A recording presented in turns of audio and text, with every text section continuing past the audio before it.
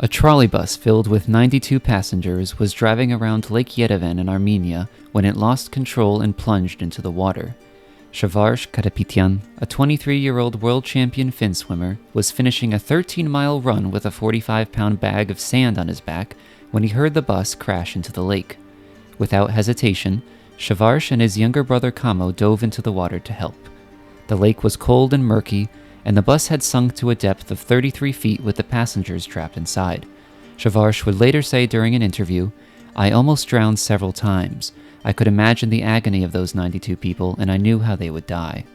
Recognizing the danger, Shavarsh instructed his brother to remain at the surface and retrieve the passengers Shavarsh pulled out.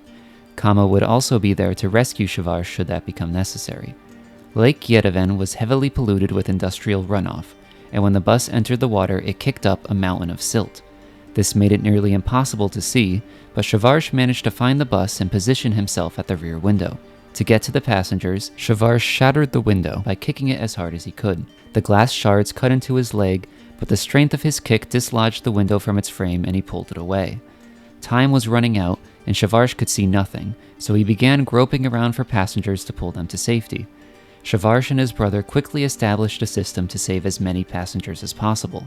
Shavarsh would haul passengers out of the bus into the surface, while Kamo would carry them to the rescue boats that were arriving on the scene. Medics quickly set up along the banks of the lake and began reviving the passengers as they came to shore. For more than 20 minutes, Shavarsh dove to the bus and carried passengers back to the surface, eventually hauling 37 people out of the sunken vehicle. During one of his dives, desperate for oxygen and unable to see, Shavarsh mistakenly grabbed a seat cushion and brought it back to the surface.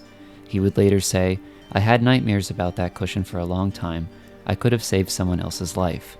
Eventually, emergency workers convinced Shavarsh to stop diving, as no one remaining in the bus could still be alive. In total, 20 of the passengers Shavarsh hauled from the bus would survive, although some may have left the scene after coming ashore.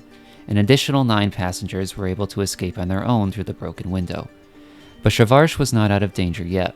The gashes in his legs from the broken glass became infected, and he developed pneumonia in both of his lungs. The infection would nearly kill him, but 3 weeks and many rounds of antibiotics later, he would recover. Unfortunately, his time in the toxic lake water coupled with the pneumonia he developed caused significant damage to his lungs, and he could no longer swim underwater without choking on mucus. Nonetheless, the world champion fin swimmer was determined to win one more medal. For several months he trained furiously, but the breathing valve he used for racing would fill with the mucus from his lungs. Finally, during the USSR Championship the following year, he had his chance. In this event, the athletes racing before Shavarsh broke the world record twice. Despite this, Shavarsh managed to set yet another world record and win the gold. Shockingly, Shavarsh's heroic rescue in Lake Yerevan was neither his first nor his last. 2 years earlier, a bus he was riding parked near the edge of a cliff due to mechanical problems.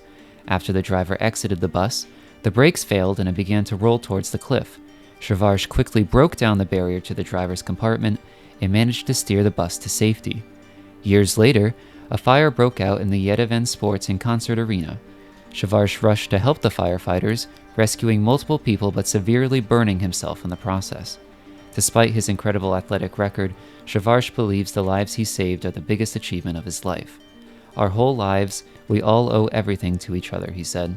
"Anyone can find himself in a place where somebody needs help, and more than once too.